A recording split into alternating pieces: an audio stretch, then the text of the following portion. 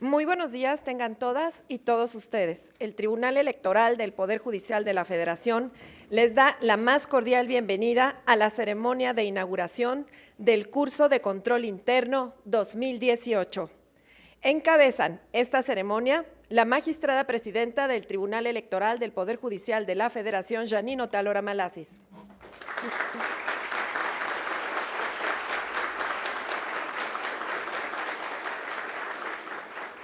Agradecemos la distinguida presencia de la secretaria de la Función Pública, maestra Arely Gómez González.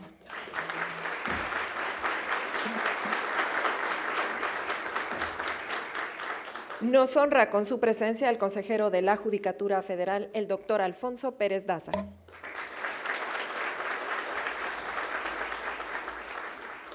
Agradecemos ampliamente la presencia del magistrado de la Sala Superior, Felipe de la Mata Pisaña.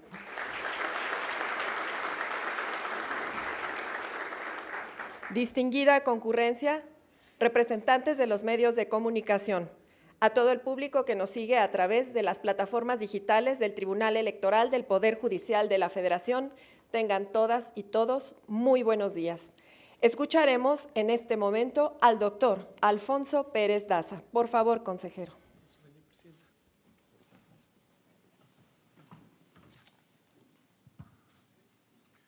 Doctora Janine Otalora Malasis, presidenta del Tribunal Electoral del Poder Judicial de la Federación.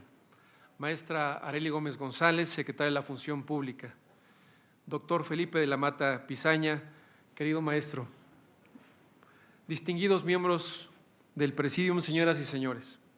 Además de la oportunidad de departir con amigos muy apreciables, es un privilegio participar en un acto que no solo fomenta la profesionalización de los servidores públicos, sino que lo hace en una materia fundamental para el combate a la corrupción, a saber, el control interno. Ese ilustre artista, Pablo Picasso, decía que la inspiración casi siempre lo encontraba trabajando. En cambio, entre los juzgadores, el buen juicio no es producto de la inspiración o de una iluminación pasajera, sino el resultado de años de continua preparación, experiencia y sensibilidad.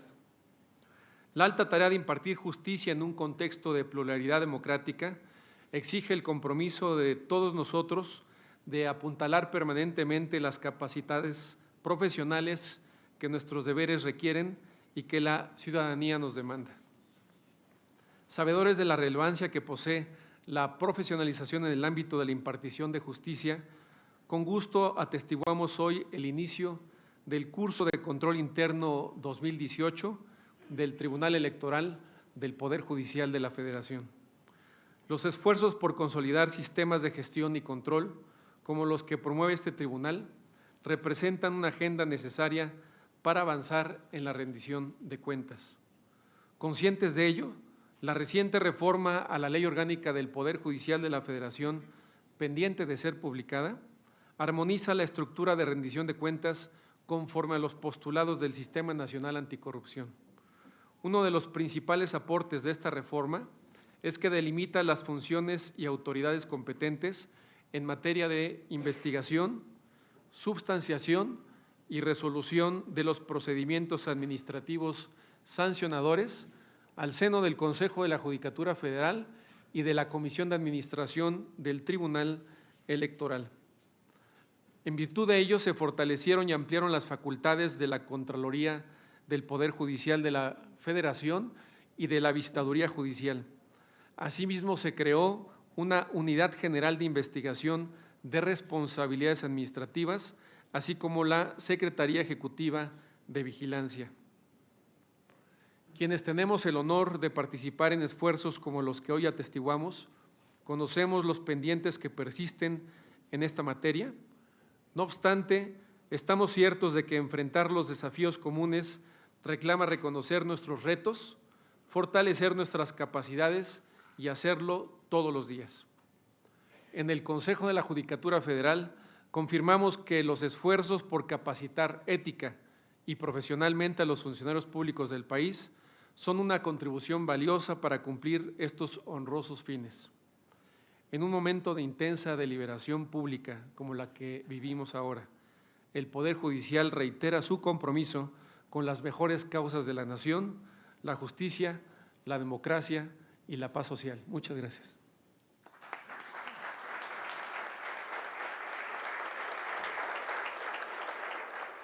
Por su mensaje, muchas gracias, consejero Pérez Daza. A continuación, solicitamos por favor a la maestra Arely Gómez González su intervención. Buenos días. Saludo con gusto a mi estimada amiga, la doctora Janine Madeleine Otalara Malasís, presidenta del Tribunal Electoral del Poder Judicial de la Federación, a quien agradezco su amable invitación a este evento. Ante todo, me permito hacer un reconocimiento a todas y todos los miembros de este Tribunal Electoral por su compromiso y la formidable labor que han hecho en el marco de este proceso democrático. Saludo también al doctor Alfonso Pérez Daza, consejero de la Judicatura Federal, y al doctor Felipe de la Mata Pezaña, magistrado de la Sala Superior de este Tribunal Electoral. Me da gusto que esté entre el público el contador Fernando Cervantes Flores, auditor especial de la Auditoría Superior de la Federación y conferenciante magistral del curso que hoy se inaugura. La reforma constitucional de 2015, con la que fue creado el Sistema Nacional Anticorrupción, así como la legislación secundaria que lo materializó, marcaron un hito en la historia del combate a la corrupción en nuestro país. El lanzamiento de este sistema demostró la determinación del Estado y la sociedad civil de trabajar conjuntamente para frenar este fenómeno que ha perjudicado el desempeño de las instituciones públicas y, en consecuencia, su credibilidad. En este sentido, el diseño del Sistema Nacional Anticorrupción fue moldeado con base en un entramado colaborativo enfocado en coordinar los esfuerzos aislados de todas las instituciones del Estado en materia de prevención, investigación y sanción de actos irregulares y corruptos. A pesar de este diseño innovador, es menester reconocer que las modificaciones al ordenamiento jurídico mexicano no se traducen automáticamente en cambios visibles en la realidad. Para ello es necesario establecer mecanismos que permitan su adecuada implementación, especialmente cuando se trata de una reforma de la magnitud de esta. Entre dichos mecanismos debe siempre contemplarse el factor humano. En este caso, se requiere que las personas servidoras públicas de los tres poderes de la Unión adquieran los conocimientos y habilidades pertinentes para garantizar el funcionamiento efectivo de cada uno de los engranajes que abonan a la lucha contra la corrupción y a la consolidación de la integridad como principio toral del servicio público. Precisamente la semana pasada, en el marco del Día por la Integridad, que se conmemora los días 9 de cada mes, hacía énfasis en la necesidad de priorizar la instrumentación de medidas pedagógicas que incentiven la adopción a nivel organizacional e individual de referentes de actuación ética conforme al fin último del Estado, que es el bienestar social. En este sentido, la integridad es un principio de suma importancia en el quehacer gubernamental, pues desincentiva conductas contrarias a la ley y fomenta aquellas que favorecen el interés público. En esta lógica, los sistemas de control interno juegan un papel fundamental tanto en la promoción de la integridad como en los esfuerzos contra la corrupción, pues se basan en un proceso integral concebido con el propósito de identificar y enfrentar los riesgos que podrían representar obstáculos para alcanzar los fines de la institución. De esta forma, se procura asegurar la consecución eficiente y eficaz de los objetivos de la organización en apego a los principios constitucionales de economía y honradez. El Tribunal Electoral del Poder Judicial de la Federación adoptó el Marco Integrado de Control Interno publicado por el Comité de Organizaciones Patrocinadoras de la Comisión Treadway de los Estados Unidos, conocido por todos nosotros como COSO y reconocido como una de las mejores prácticas internacionales en el ámbito que nos ocupa. Como sabemos, la Comisión Treadway fue fundada en la década de los 80 del siglo pasado por organizaciones privadas con el fin de desarrollar guías de orientación sobre gestión de riesgos empresariales, control interno e inhibición de fraude. Con ello en mente, emitieron el marco de control interno que incluye 5 componentes entreverados, toda vez que únicamente en conjunto estos elementos adquieren la fuerza suficiente para brindar un grado de seguridad razonable en cuanto al logro de las metas y objetivos organizacionales. Este tema será abordado a lo largo del curso. Por este motivo, solo me limitaré a subrayar la relevancia de hilar los 5 elementos en las tareas cotidianas y en todos los niveles de las instituciones públicas. Los sistemas de control interno no implican en sí mismo una finalidad. En la coyuntura actual no se trata de cumplir con un proceso, sino de cumplirlo íntegramente, de forma tal que coadyuve en este magno esfuerzo contra la corrupción y en la consolidación de un gobierno abierto que continúe favoreciendo una interacción gobierno-sociedad más ágil, receptiva y propositiva. Señoras y señores, en una dinámica en la que las tecnologías digitales han contribuido a una participación ciudadana más activa y dinámica, la población exige, con justa razón, mayor transparencia, rendición de cuentas, probidad de las y los servidores públicos, eficiencia y eficacia en la gestión de los recursos públicos y, particularmente, el derecho a una buena administración. Me congratula que el Tribunal Electoral del Poder Judicial de la Federación haga frente a dichas demandas mediante la realización de este tipo de actividades dirigidas a asegurar la efectividad de los mecanismos de control interno. Conmino a todas y todos los servidores públicos de este órgano jurisdiccional a obtener el máximo provecho de este curso. Normas, instituciones y personas forman un trinomio imprescindible para el óptimo funcionamiento del Estado democrático de derecho. Empero, las personas servidoras públicas como ustedes y quien les le habla, tenemos una responsabilidad mayúscula sobre los hombros. De nosotros depende que dichas normas se cumplan cabalmente y que tales instituciones se conduzcan bajo parámetros éticos, sólidos, coherentes con el proyecto de nación plasmado en la Constitución. Éxito y muchas gracias.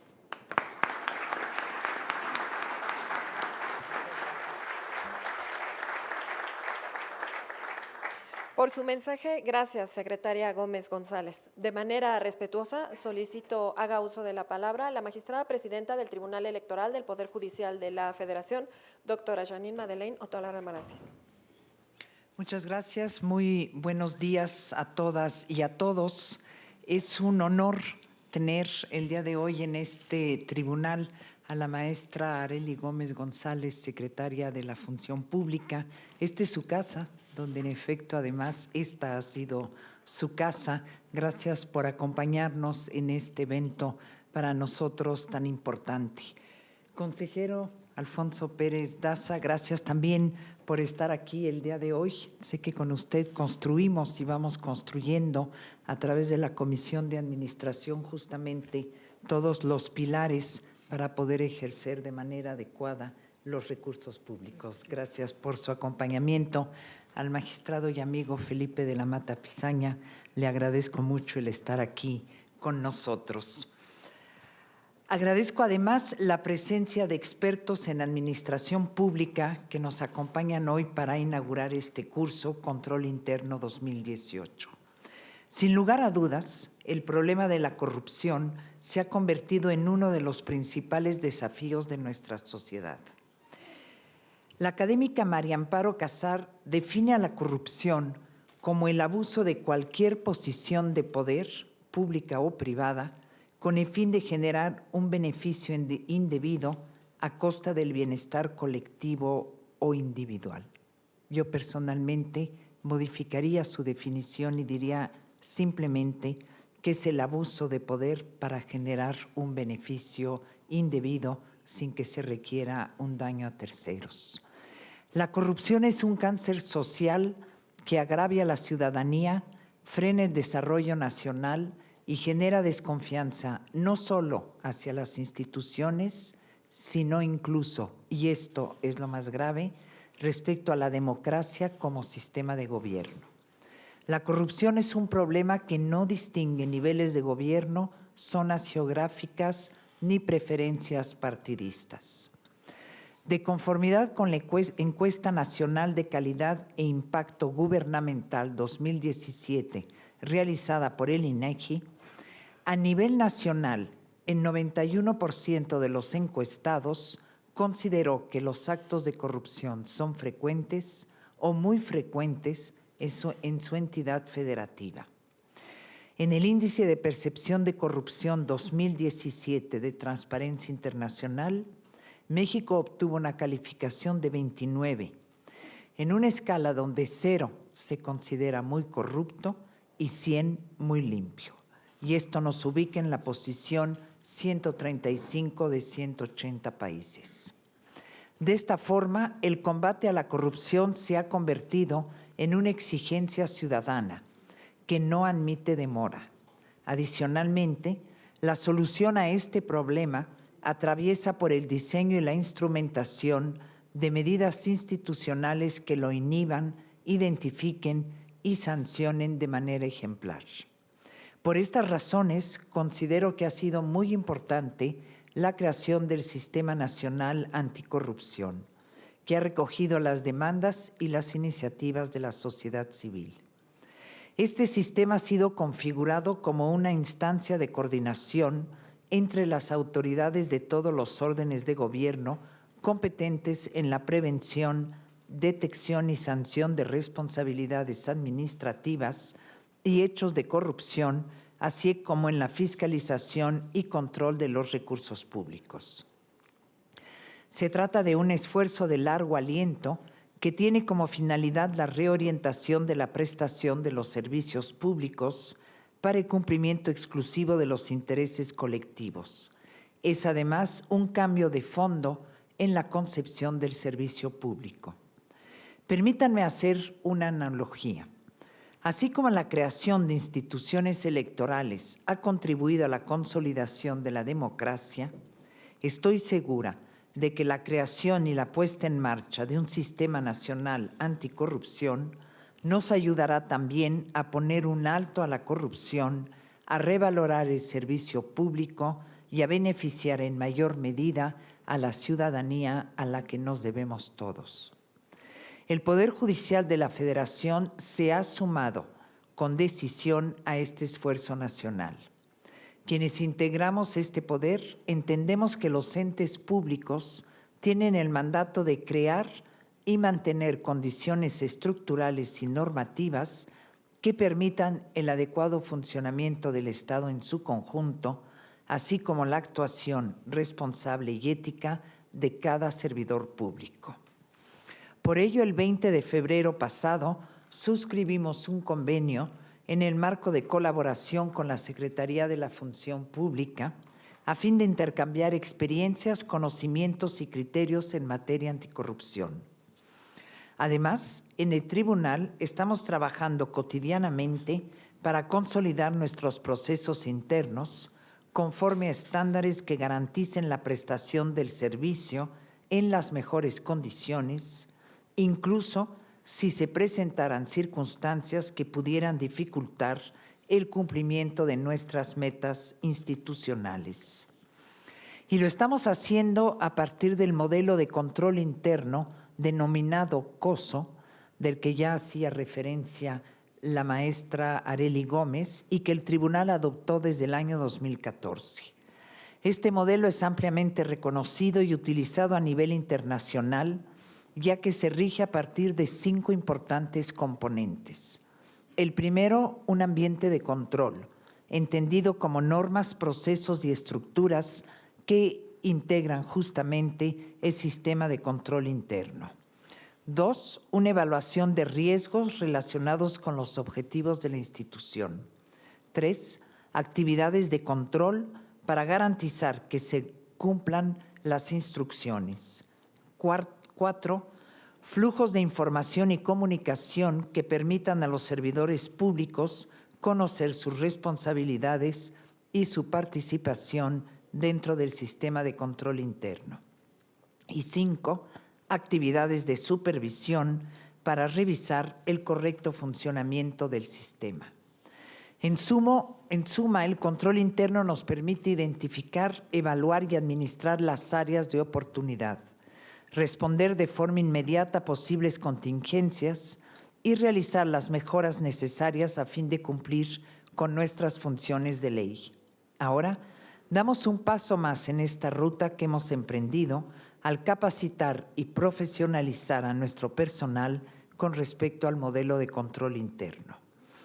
Estamos poniendo a disposición de nuestros servidores públicos en este día este curso de control interno 2018 que se impartirá de forma virtual y contendrá también conferencias presenciales dictadas por destacados académicos y expertos. Al estandarizar el conocimiento y la aplicación del control interno entre nuestro personal, reforzamos al mismo tiempo la misión y las actividades del tribunal. Este curso nos permite reiterar que el Tribunal Electoral exige de sus integrantes un elevado comportamiento ético, apegado a los principios de transparencia y rendición de cuentas, alejado de las malas prácticas y comprometido con el buen uso de los recursos públicos. Hoy recuerdo a todas y a todos los servidores públicos de este tribunal que estamos bajo el escrutinio ciudadano. No lo olvidemos nunca. Ratifiquemos cada día nuestro compromiso de entregar cuentas claras de los recursos asignados, así como nuestro compromiso de fortalecer al Tribunal Electoral como una institución que protege a la democracia dentro de la transparencia. Y regreso al inicio de mi exposición. En este momento histórico, la sociedad exige con toda razón transparencia y rendición de cuentas en el uso y destino de los recursos públicos.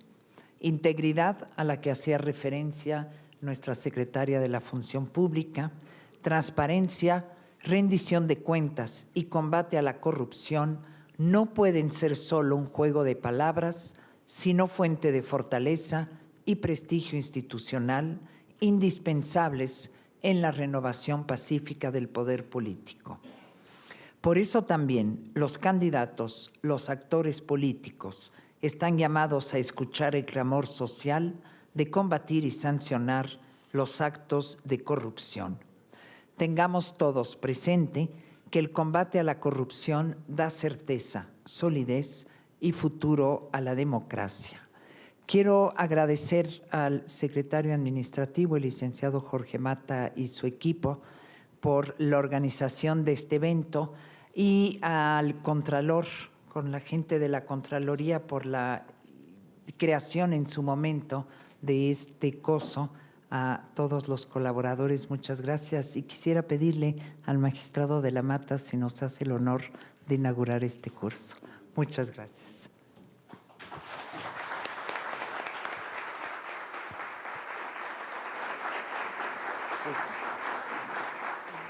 Damas y caballeros, pedimos por favor ponerse de pie.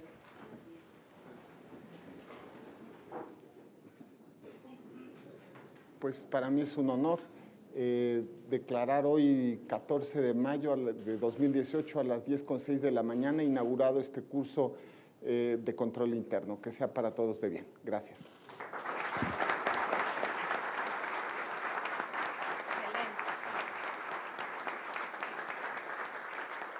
Agradecemos y despedimos a las distinguidas autoridades que encabezaron esta ceremonia de inauguración. Les invitamos a todos los asistentes a continuar con la conferencia magistral que se llevará a cabo en este auditorio. Por su atención, muchas gracias. Que tengan todas y todos muy buenos días.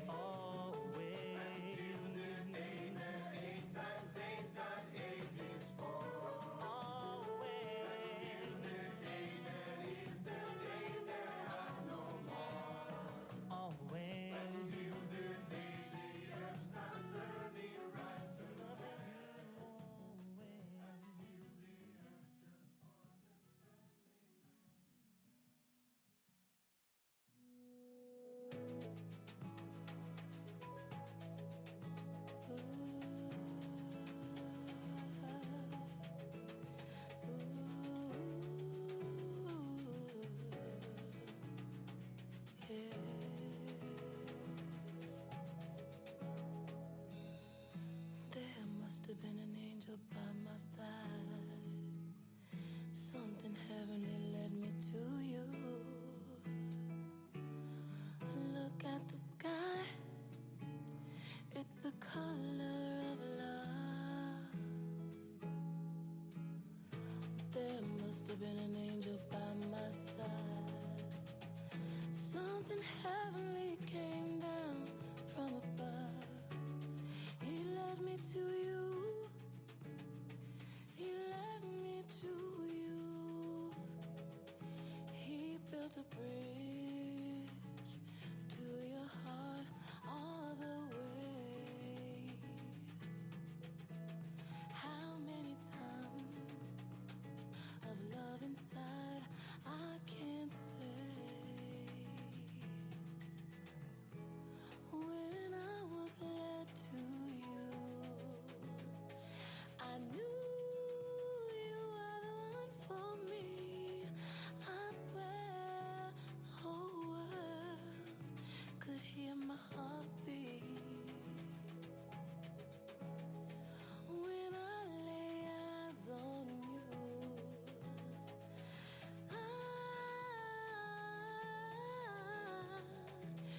you wrapped me up in the color of love. You gave me the kiss of life, kiss of life. You gave me the kiss that's like the kiss of life.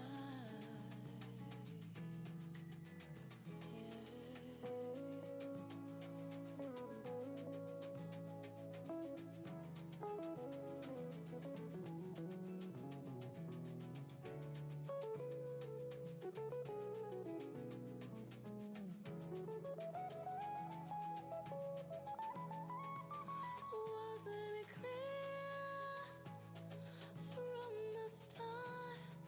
Love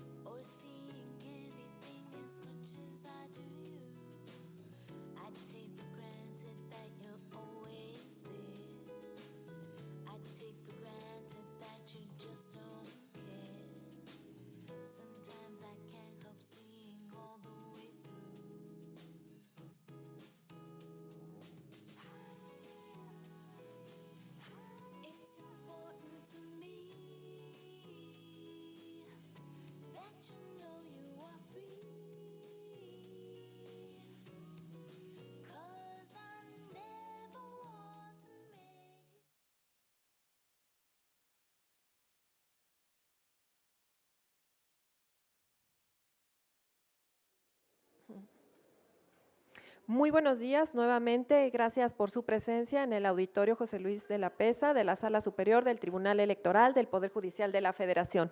En el marco del curso Control Interno 2018, daremos paso a la conferencia magistral, el control interno y su efecto en las organizaciones gubernamentales. Agradecemos a todas las personas que nos siguen a través de las diversas plataformas digitales del Tribunal Electoral del Poder Judicial de la Federación.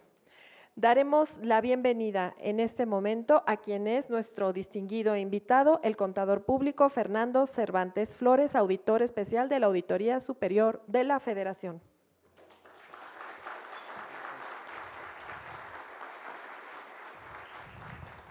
Nuestro invitado, el auditor especial de Tecnologías de Información, Comunicaciones y Control de la Auditoría Superior de la Federación, es contador público, egresado de la Facultad de Contaduría y Administración de la Universidad Nacional Autónoma de México. Cuenta con un diplomado en Finanzas Bursátiles por el Instituto Tecnológico Autónomo de México, certificación en Contabilidad y Auditoría Gubernamental por el Instituto Mexicano de Contadores Públicos, certificación en diversos institutos y además en el sector privado ha trabajado en el despacho Roberto Casas Alatriste y otros.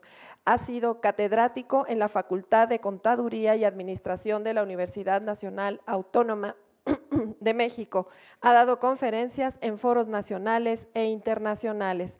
En el sector público ha ocupado diversos cargos, por mencionar algunos: Nacional Financiera, Banco Nacional de Obras y Servicios Públicos, Petróleos Mexicanos, Comisión Nacional de Valores y además en otros importantes cargos en la Secretaría de Comercio y Compañía Nacional de Subsistemas Populares, CONASUPO. Muchísimas gracias por su presencia, señor contador. En este momento también damos la más cordial bienvenida a Jorge Enrique Mata Gómez, secretario administrativo del Tribunal Electoral del Poder Judicial de la Federación.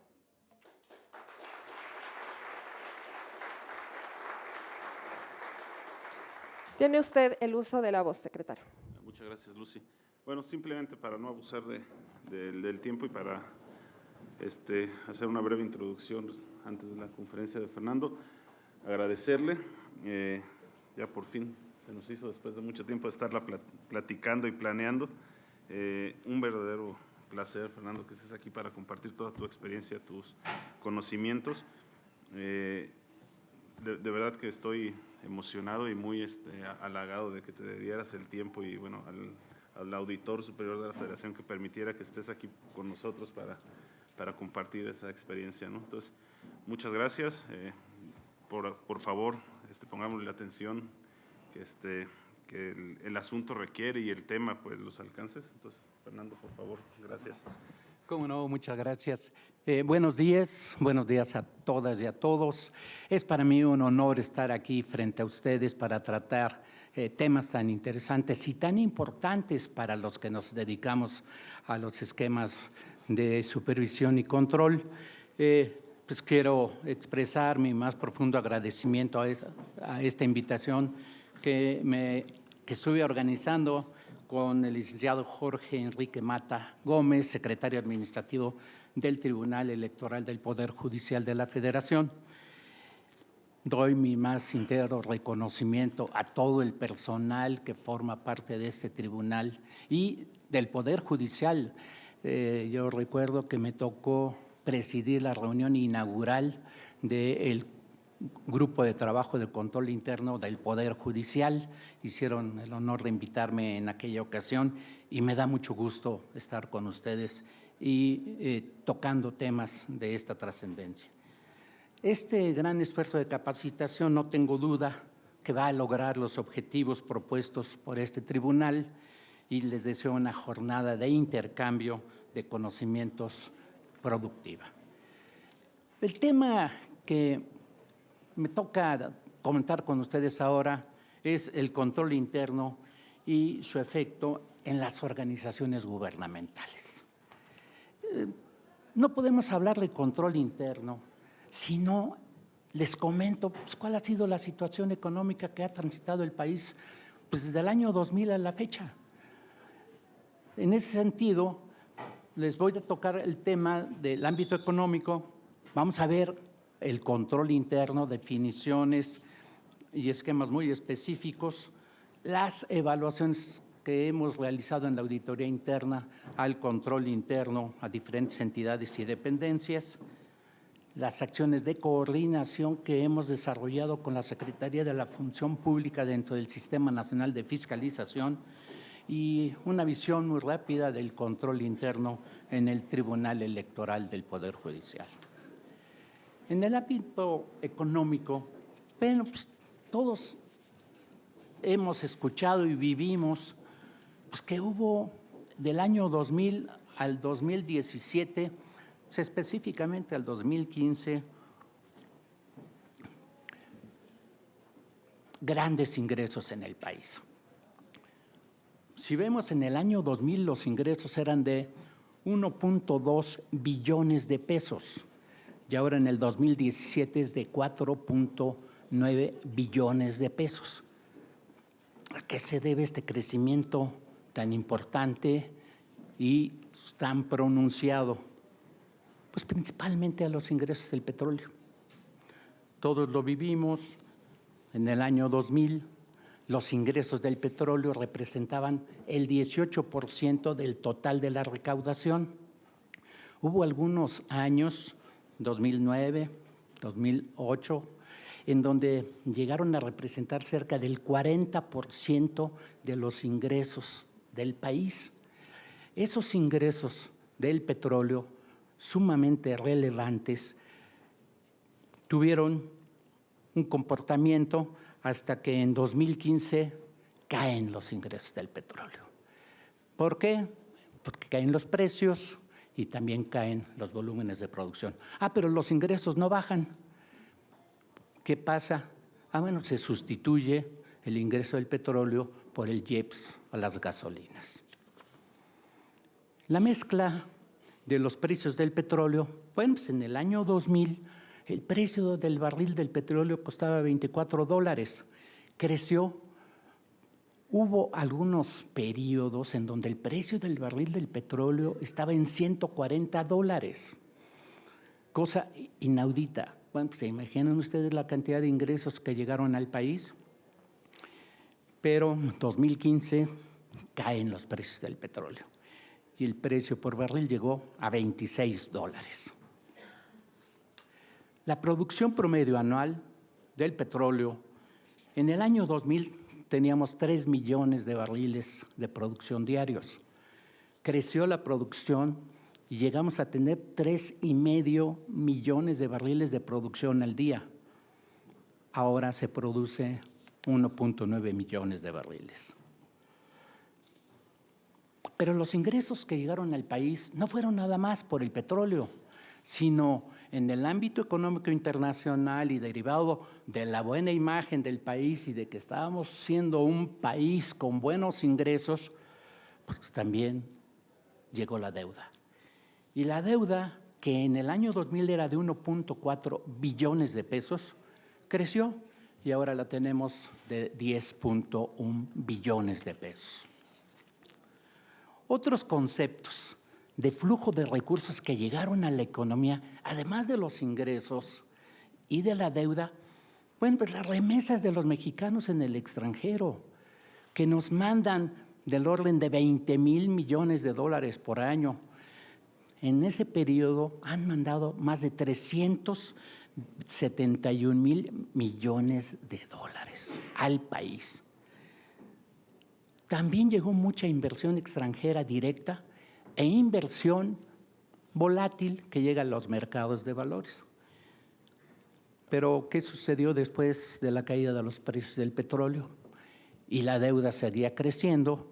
Bueno, pues las calificadoras nos castigaron bajándonos la calificación e incrementando el riesgo de la deuda. Bueno, ¿qué se hizo con todos estos recursos?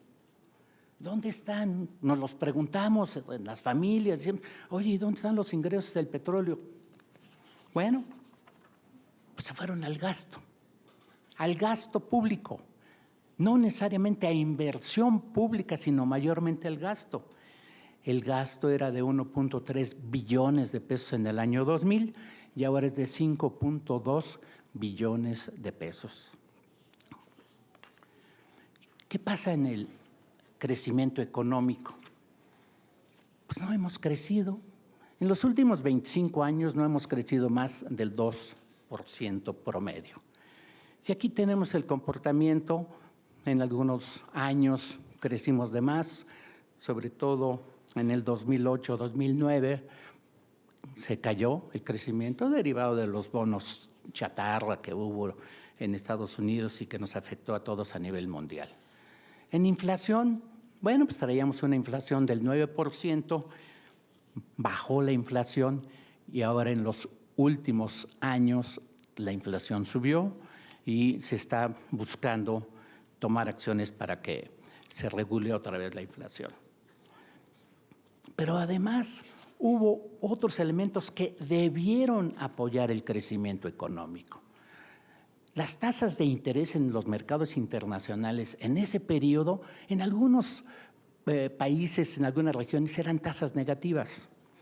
En el mercado de valores de Estados Unidos, la tasa era del 1,5%, 1,25%. La inflación ya la comentamos.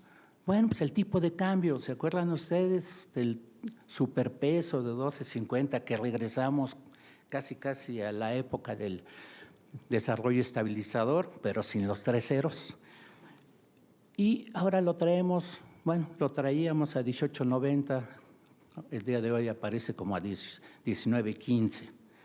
Las reservas internacionales en el país crecieron de 32,000 millones de dólares, llegaron hasta 174,000 millones de dólares. Pero, ¿qué sucede en el ámbito de los estados y los municipios? Bueno, ellos forman parte del gasto, de ese crecimiento que tenemos en el gasto, y en los estados, en el año 2000 se les transferían a los estados y municipios por participaciones y además por transferencias de los fondos federales del orden de 400,000 millones de pesos. Ahora se transfieren 1,8 billones de pesos. Pero en los estados también se endeudaron y de 90,000 millones de pesos que tenían de deuda se fueron hasta 580,000 millones de pesos. Bueno, ¿y qué repercusiones ha habido en el país? Pues en los últimos años ha crecido, sí, pero la economía informal, el desempleo, el abandono del campo, los trabajadores mexicanos que se fueron al extranjero, entendamos Estados Unidos, pues están regresando ahora con el efecto Trump. Ninis y la pobreza,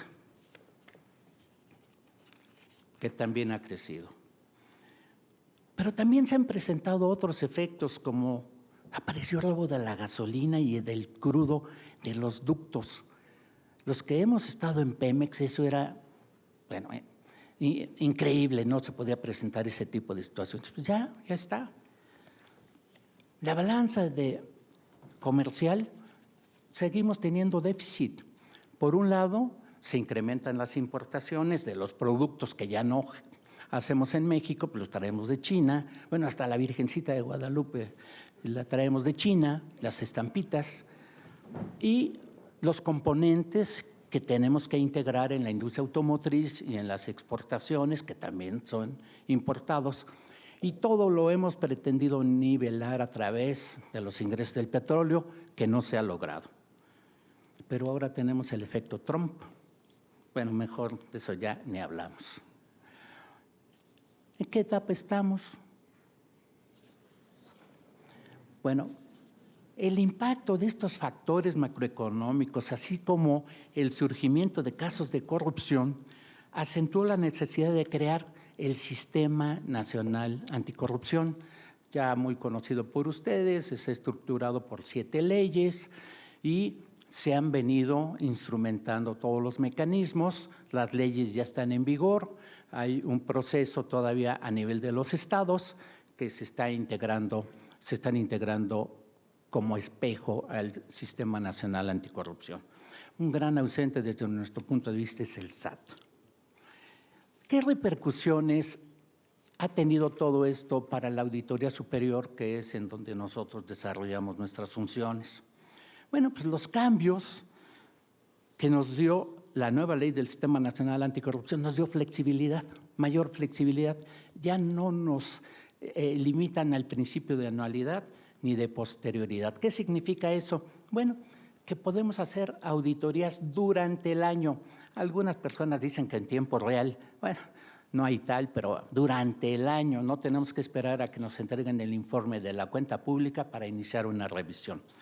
Y la otra situación, bueno, pues antes empezábamos las auditorías una vez que nos entregaban la cuenta pública, que era en abril, o sea, empezábamos en mayo, y ahora podemos empezar a partir del primer día hábil del año calendario, o sea, el 2 de enero, independientemente de que nos entreguen la cuenta pública en abril.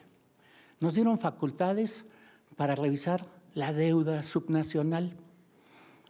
A raíz de todo lo que comentamos, el crecimiento de la deuda en los estados, etcétera, dijeron, a ver, que la Auditoría Superior se encargue de eso. Bueno, pues nosotros decimos, pues gracias por la confianza, pero pues eso representa múltiples actividades, etcétera, etcétera, y a las cuales pues no estábamos con la estructura ni preparados para ello. De igual manera, nos piden que revisemos ahora ya las participaciones federales. Las participaciones federales son los recursos propios de los estados, los que le transfiere la Federación precisamente por la Ley de Coordinación Fiscal. Eso es facultad de las entidades de fiscalización superior locales. También la ley nos dice, ustedes los van a revisar. Bueno, estamos coordinados ahora con ellos para revisar estos elementos. Por lo que me compete a mí, pues nosotros hacemos ya auditorías de TICs en estados y municipios. También nos dan nuevas facultades a la Auditoría Superior ahora de investigar y de substanciar los asuntos. Anteriormente nosotros detectábamos las situaciones anómalas, emitíamos nuestros reportes, nuestras denuncias de hechos, y ahora nos piden que nosotros investiguemos una especie de, vamos a decir, Ministerio Público, y sustanciemos el expediente para que el fiscal anticorrupción actúe en su momento. Otro impacto, bueno, pues derivado que ahora empezamos las auditorías a partir del 2 de enero, bueno, pues ahora entregamos cortes a junio, a octubre y a febrero del año siguiente. Antes todos los entregábamos en febrero del año siguiente. Bueno, pues esto ha traído una reingeniería de nuestros procesos, pero en fin, nosotros estamos cumpliendo con todo ello. Y hay una nueva clasificación de faltas administrativas.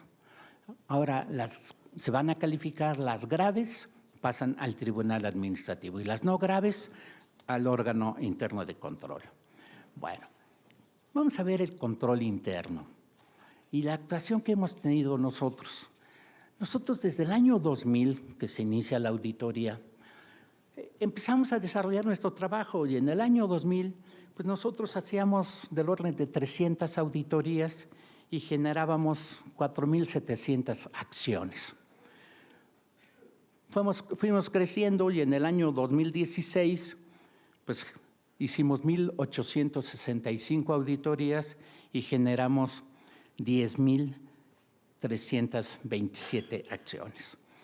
En todo este periodo hemos generado 135,000 acciones, de las cuales 19,086 son, ustedes no lo van a ver ahí en el cuadrito, pero yo se los explico rápidamente.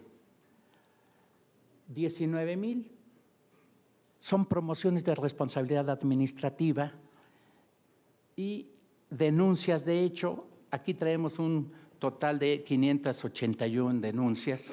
Vamos a ver más adelante otra información. Y pues, nosotros en el año 2012 hicimos un corte y dijimos, pues hay que analizar de fondo qué es lo que está pasando, porque las acciones se generan, las entidades las reciben y al año siguiente se repiten. Otro esquema que nosotros tenemos facultades de recuperar recursos a través de los pliegos. Entonces, durante este periodo hemos recuperado del orden de 127,000 millones de pesos. ¿Qué actuación han tenido las autoridades respecto de las promociones que hemos hecho de responsabilidades? Bueno, pues de las 19.086 que se los transferimos a los órganos internos de control, pues el índice de sanción es bajo. Por lo que corresponde a las denuncias de hechos, de 1998 a 2017 se han generado más de 900 denuncias de hechos ante la PGR, y también no se han emitido un gran número de sanciones. Todo esto precisamente fue lo que le dio origen a la creación del Sistema Nacional Anticorrupción y a la figura del fiscal anticorrupción y los magistrados en el tribunal, que son los que van a resolver estos asuntos que hasta la fecha no han sido nombrados. Con el análisis del comportamiento de las acciones promovidas, encontramos del año 2000 al 2012 que son reincidentes las acciones y hay cambios en las administraciones, cambian las personas, pero las costumbres siguen siendo las mismas. ¿Qué es lo que está sucediendo? Pues que no funcionan los sistemas de control interno. ¿Qué es el control interno? Bueno, todos lo conocemos. Es el esquema que permite integrar todos los elementos de una organización para operar un ente de manera armónica y congruente al fin de alcanzar los objetivos institucionales. Las deficiencias en el control interno provocan pérdidas importantes de los recursos a la organización, así como problemas que pueden derivar en incumplimiento de sus objetivos. ¿Qué es lo que define COSO como control interno? Bueno, es un proceso efectuado por la alta dirección y el resto del personal de una entidad o dependencia, diseñado con el objeto de proporcionar un grado de seguridad razonable en cuanto a la consecución de objetivos dentro de las siguientes categorías: eficiencia y efectividad de las operaciones, confiabilidad de la información, cumplimiento de leyes y regulaciones aplicables. Bueno, cualquier ser vivo es un elemento, es un ente que tiene su propio sistema de control interno. Nosotros, como seres humanos, tenemos un sistema inmunológico. Si nuestro sistema inmunológico está funcionando bien, pues nos puede entrar virus, infecciones, bacterias, y nuestro sistema nos defiende y lo rechaza. Lo mismo sucede en una organización. Si el sistema de control interno funciona, pues puede haber actos de corrupción, opacidad, desvío de recursos, etcétera, y el sistema lo detecta, lo reporta, y en un momento dado, lo que las organizaciones deben tener dentro de su propio sistema de control interno es contar con mecanismos de defensa. El sistema de control interno debe de actuar como un veneno que cuando alguien lo infringe, lo sancione, lo rechace. Esto es un concepto. A ver, ¿qué pasa si nosotros tenemos un sistema de control interno y tenemos cámaras de videovigilancia y detectamos que alguien está haciendo algo indebido en el momento? Pues el sistema de control interno nos va a dar una alerta y actuamos de inmediato. Pero si nosotros tenemos un sistema de videovigilancia que no está supervisado por nadie, que lo único que está haciendo es grabando, y que después de 2 meses nos encontramos con que alguien tomó algo indebido, pues, está bien, gracias, el sistema está, pero no funciona. Entonces, el sistema debe de funcionar en una de esas características. Por ejemplo, nosotros, los seres humanos, ¿qué hacemos para controlar nuestro sistema? Aquí vamos a entender lo que es el control interno. Nos hacen un análisis de química sanguínea y nos detectan que estamos mal en el colesterol, los triglicéridos, el azúcar, etcétera, etcétera. ¿Y qué pasa si nosotros no actuamos? Pues nos vamos a enfermar más o podemos morir.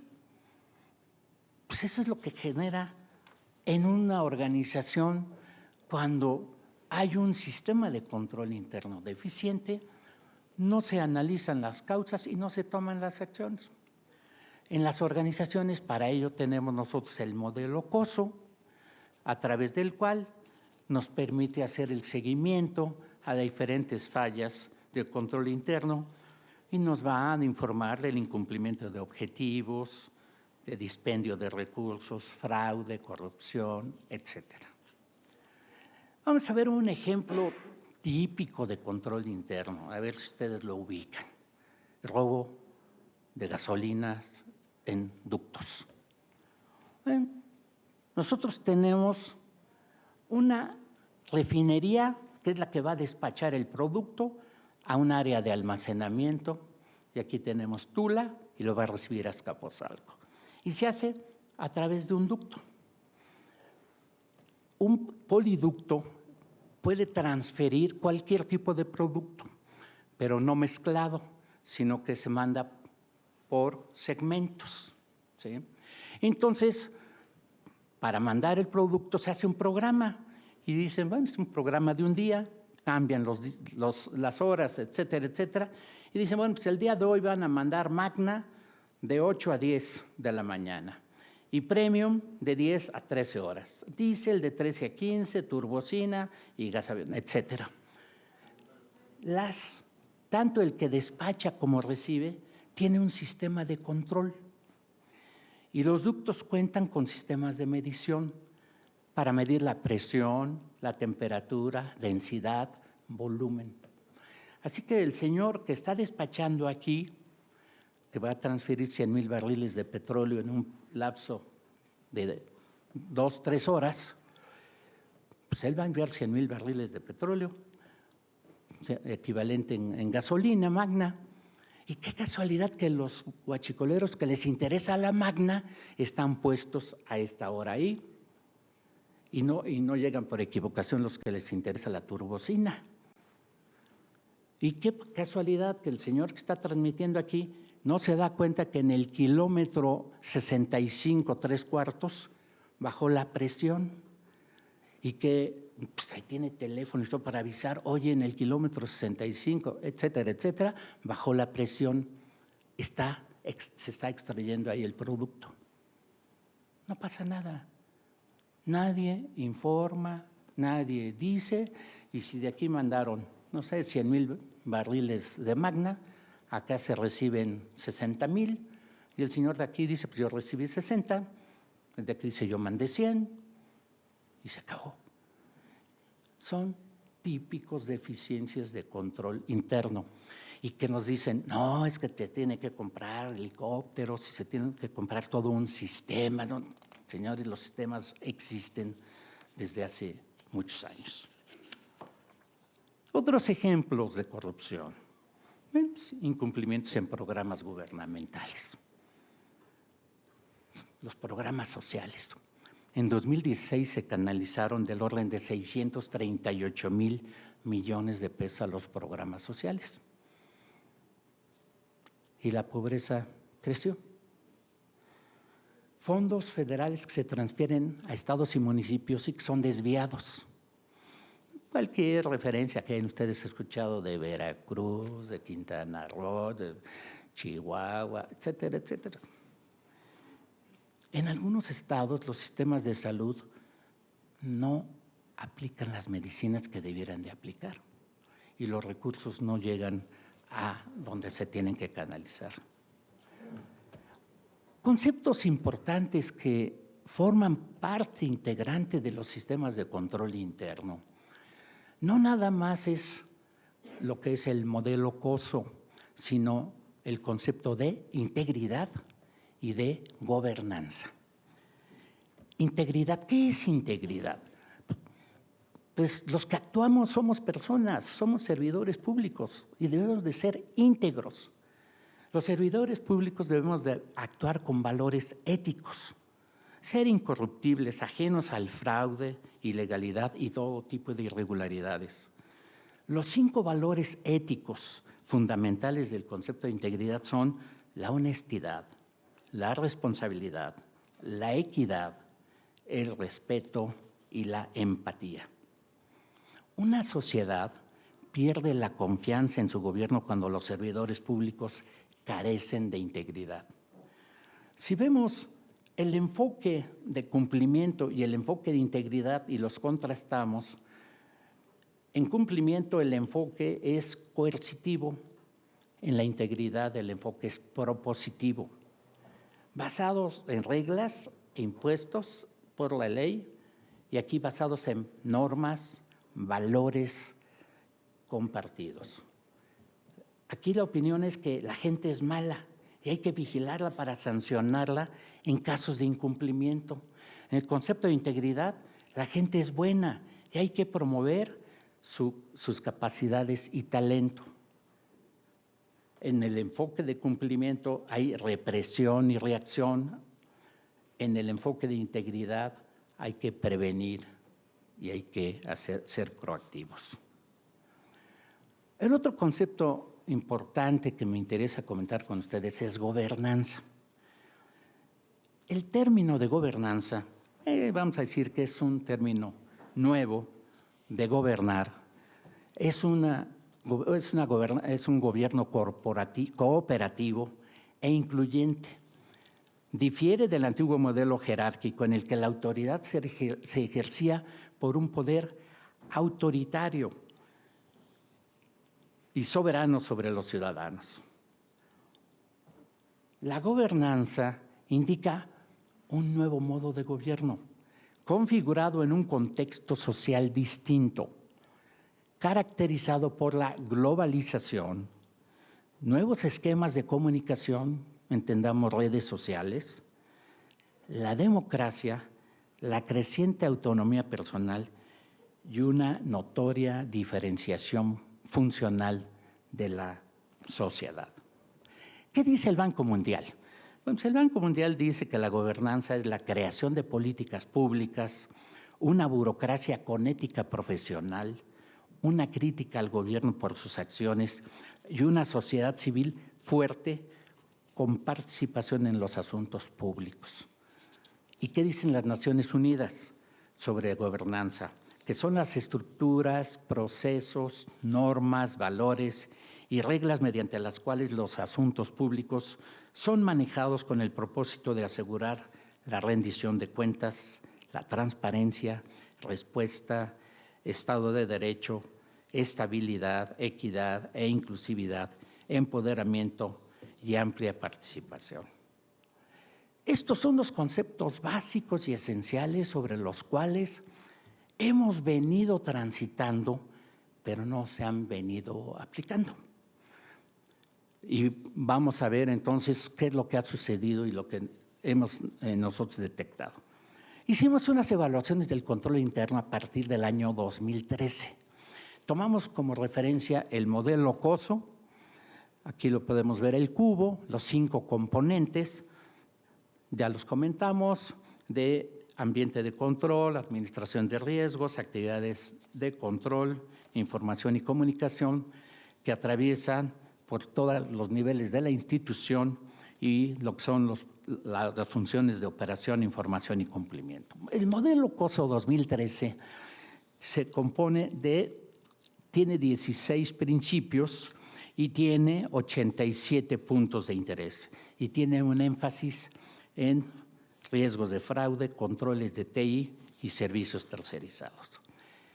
El modelo COSO tiene como antecedente, pues en el año del 92, esa Comisión Treadway creó el marco integrado COSO con 5 componentes. En 2004 introdujo el concepto de riesgos y 8 componentes. En 2013, que es el que hemos venido nosotros utilizando, que ya lo mencioné, se actualiza 17 principios de los 5 componentes de control interno. Y de 2017 se está actualizando una vez más con riesgos. O sea, los riesgos en las organizaciones son constantes y de todos los días. ¿Qué marcos de referencia internacional existen? Hay muchos. COSO, que es el que nosotros estamos utilizando, el Green Book de Estados Unidos, COCO en Canadá, el Cadbury en Reino Unido, el Turnbull también en el Reino Unido, King en Sudáfrica, etcétera. Y en Colombia hay uno que es el MESI y MISIL en Latinoamérica. Basados nosotros en el modelo COSO, Hicimos un cuestionario, ustedes fueron parte de ese cuestionario, les hicimos unas preguntas basadas en ese modelo COSO, ustedes nos contestaron, se hizo una autoevaluación y en esa autoevaluación las entidades se calificaron, etcétera. Nosotros pedimos información, datos duros y sacamos un diagnóstico. En ese estudio nosotros determinamos, bueno, el primero que fue la autoevaluación, 147 entidades se calificaron en el nivel alto y 44 en el nivel bajo. Una vez que nos dieron los datos duros, hicimos nosotros el diagnóstico y nada más quedaron 4 en el nivel 4 en el nivel alto, perdón, y 211 en el nivel bajo. Hemos venido trabajando con ustedes y en el último estudio que hicimos en 2015, bueno, ya en el rango alto hay 73 entidades y en el nivel bajo ya está en 37. Nosotros hemos emitido muchos documentos de estos análisis que hicimos en la cuenta pública 2012, 13, 14, y esos documentos están disponibles en los sitios de la Auditoría Superior. Cambiamos nosotros, terminamos con ese proceso y dijimos, bueno, ahora vamos a evaluar cómo funciona ya el control interno en las entidades y dependencias con un enfoque diferente. Y lo hicimos evaluando a los órganos internos de control en 11 dependencias y en las 2 empresas productivas del Estado. En la siguiente lámina, ahí van a ver por cada entidad, los rojos son los que están mal y los verdes son los que están bien. Lo mismo en las 2 evaluaciones a las empresas productivas del Estado. Posteriormente, ya habíamos previsto un esquema de estas características. Ahora vamos a revisar el control interno en los procesos sustantivos de las entidades y dependencias. Y entonces, en 2017, realizamos revisiones a la cuenta pública 2016 a procesos sustantivos, por ejemplo, control interno en los procesos de transferencia y administración de recursos de ramo 23 en la Secretaría de Hacienda, etcétera. Y ahí estamos ya analizando el control interno y cómo funciona en casos ya específicos. Lo mismo hicimos ahora en la cuenta pública que estamos revisando de 2017. Estamos realizando 14 revisiones y ahí están algunas en las que estamos enfocando el tema. Nosotros hemos generado múltiples documentos, guías de autoevaluación de riesgos, de autoevaluación a la integridad. Lo que les acabo yo de comentar está en esos documentos. Lo mismo la gobernanza, lo mismo evaluamos a algunas entidades cómo están en anticorrupción, en riesgos, en fin. Hemos emitido videocápsulas, infografías y toda esta información está disponible para ustedes. Ahora, ¿qué acciones de coordinación hemos tenido nosotros dentro del Sistema Nacional de Fiscalización? El Sistema Nacional de Fiscalización nació en el año 2010. Nos integramos, la Secretaría de la Función Pública, la SOFIS, que es la Auditoría Superiores en los estados, la Comisión Permanente de Contralores Estado-Federación y la Auditoría Superior, y se creó un grupo de trabajo del Sistema Nacional de Fiscalización. Así venimos laborando en forma cotidiana a través de convenios, etcétera, y todo esto decantó finalmente en el Sistema Nacional Anticorrupción, en donde se define que el Sistema Nacional de Fiscalización va a ser el eje rector sobre el cual va a funcionar el sistema.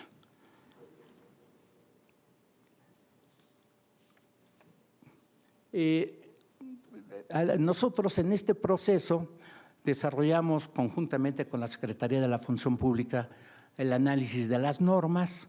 La Secretaría de la Función Pública en el año 2014, conjuntamente con nosotros, emitió, vamos a decir, el MISI, que es el Marco Integrado de Control basado en COSO, y posteriormente actualizó la norma que tiene la Secretaría de la Función Pública, que es el MESI, que lo viene desarrollando desde 2010 y lo actualizó con las nuevas disposiciones.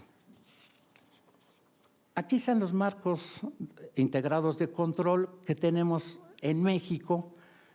Por un lado, a nivel de la Administración Pública Federal está el MISI y la Secretaría de la Función Pública específicamente le denomina MESI, pero en esencia tiene el mismo fondo, nada más con una serie de particularidades muy de ellos. ¿Qué pasa en los estados?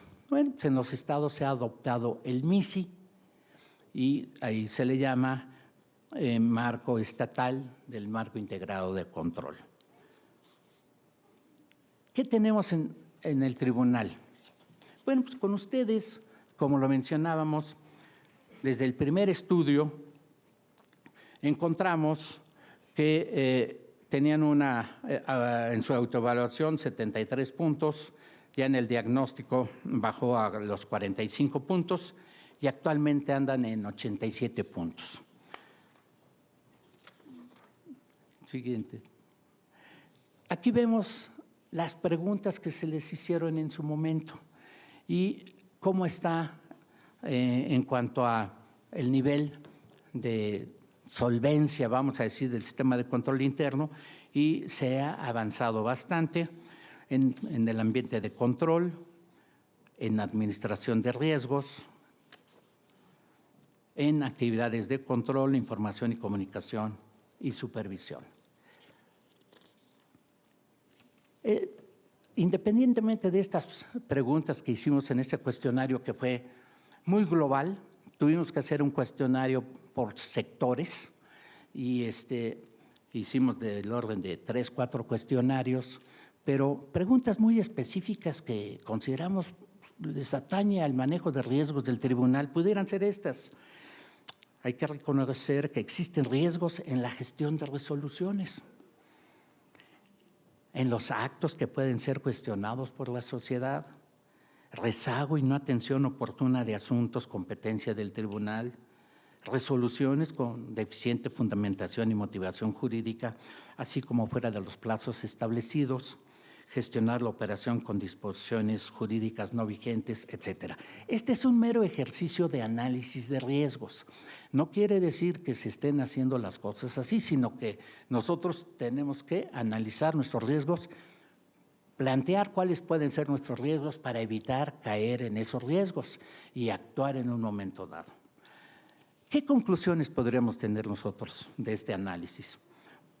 Bueno, cuando en una organización todos los integrantes identifican plenamente la misión, visión, planes estratégicos, objetivos, metas y programas institucionales, y cada uno de ellos actúa coordinadamente como parte importante del conjunto, realizando las funciones asignadas con honestidad, equidad, eficiencia y oportunidad para lograr los objetivos institucionales, se puede afirmar que existe un adecuado control interno. En las entidades de gobierno resulta indispensable contar con sistemas de control interno diseñados para fortalecer la conducción de los programas, actividades y el logro de objetivos. Por tanto, es necesario impulsar la prevención y administración de riesgos, optimizando el uso de recursos conforme a las disposiciones y normas para generar una adecuada rendición de cuentas. La gobernanza, la integridad, los sistemas de control interno son elementos fundamentales para la transparencia. Evitar la corrupción, aprovechar al máximo los recursos y permitir una adecuada rendición de cuentas. El actuar con integridad cada vez es más relevante, ya que el uso de las nuevas tecnologías en los medios de comunicación han transformado los esquemas de difusión del pasado. Ahora es mucho más complicado controlar la información para la sociedad y de ahí que surjan nuevas demandas de la ciudadanía. La etapa del clima electoral que estamos viviendo en el país refleja algunas de las situaciones referidas, no atendidas por las organizaciones gubernamentales. De ahí nuestro compromiso de seguir mejorando los esquemas de control interno. Muchas gracias.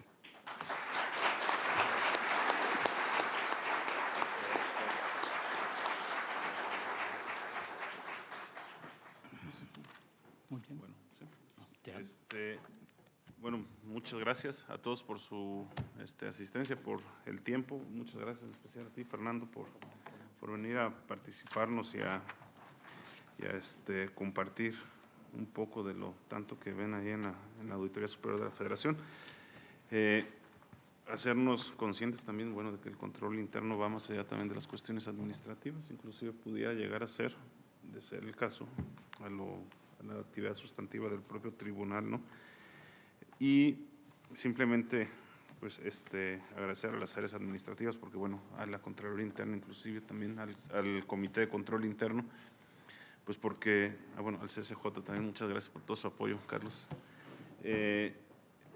Pues porque aparentemente, y lo digo con toda sinceridad, parece que vamos por buen camino. Estamos justo ahorita en talleres para detectar los riesgos de cada una de las áreas administrativas que conformamos el tribunal. Entonces, ha sido grandes esfuerzos, mucho tiempo de por medio, pero bueno, que le den la importancia que tiene todo este tema, ¿no?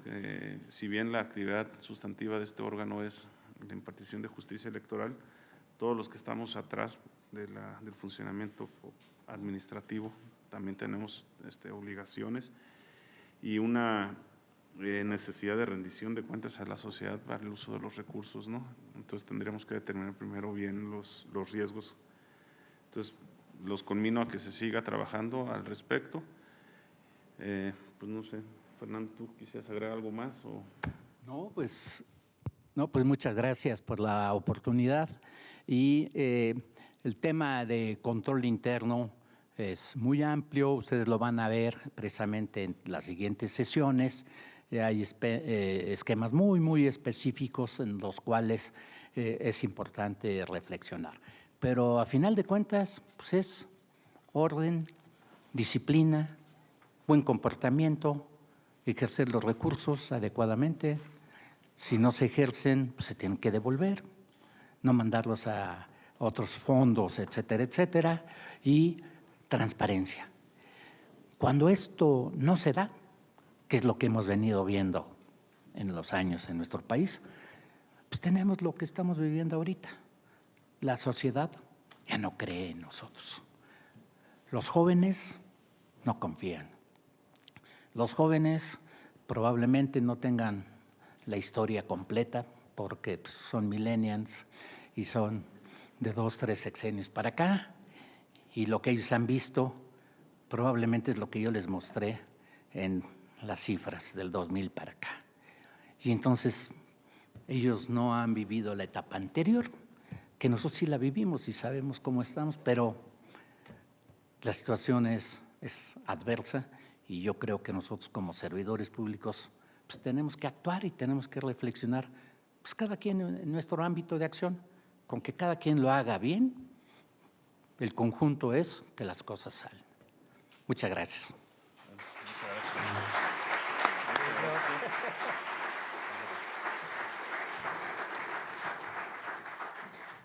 Muchas gracias a todos por la asistencia.